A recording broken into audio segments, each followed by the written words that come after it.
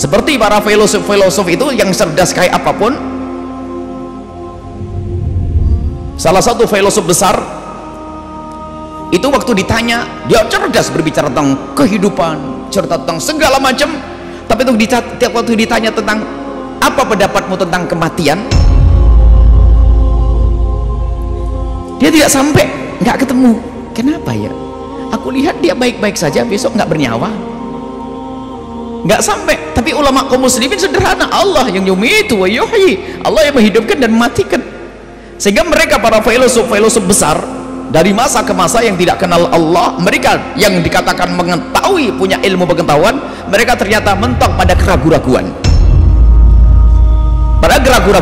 sehingga pada kebingungan di saat bicara tentang kematian, bicara tentang kehidupan, bicara tentang pengetahuan, mereka mentok. Karena apa?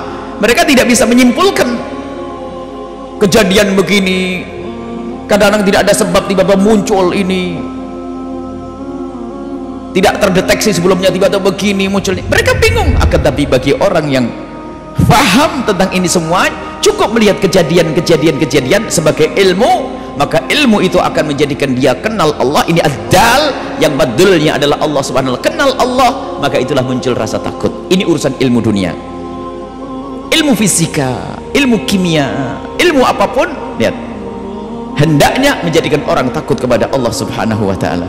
Sehingga dalam ilmu akidah, pengukuhan akidah, di samping dengan dalil-dalil Al-Quran, dalil nakli, ternyata para ulama-ulama ahli akidah mengajak kita berpikir tentang semesta ini. Bahkan Al-Quran mengajari untuk kita melihat bagaimana Allah menciptakan, meninggikan langit, bagaimana Allah menghamparkan bumi, bagaimana Allah menancapkan gunung, dan bagaimana Allah menciptakan lautan lepas, dan seterusnya, untuk berpikir.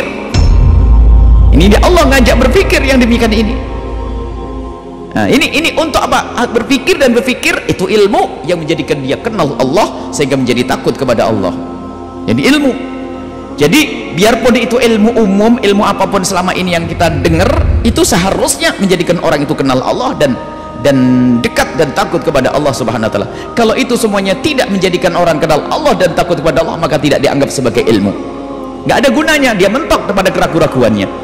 Biarpun dia ngerti atom, tidak pernah tahu bahasanya siapa yang menciptakan atom. Apa artinya? Biarpun dia mengerti sesuatu, ini ngerti obat tapi tidak ngerti fungsinya obat, apa gunanya? Biarpun dia ngerti di gua itu adalah ada harimaunya, tapi ternyata dia masih tenang, berarti dia tidak paham. Nah, seperti itu. Baik, itu adalah ilmu-ilmu yang dikatakan ilmu umum, padahal ilmu umum, ilmu apa, teknologi dan sebagainya, kalau direnungi bagi orang yang sadar, maka itu akan menjadikan dia takut kepada Allah subhanahu wa ta'ala.